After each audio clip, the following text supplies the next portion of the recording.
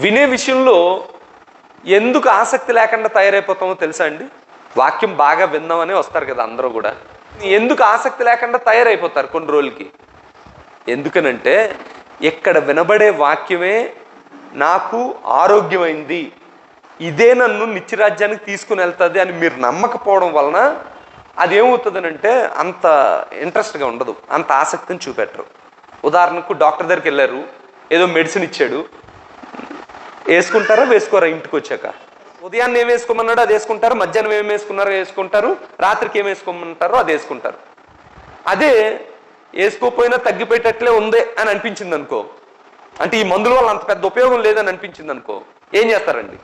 ఉదయం వేసుకుంటాడు, మధ్యాహ్నం మర్చిపోతాడు. ఎందుకనంటే ఇదే నన్ను బాగు చేస్తుంది అనే నమ్మకం లేదు వాడికి.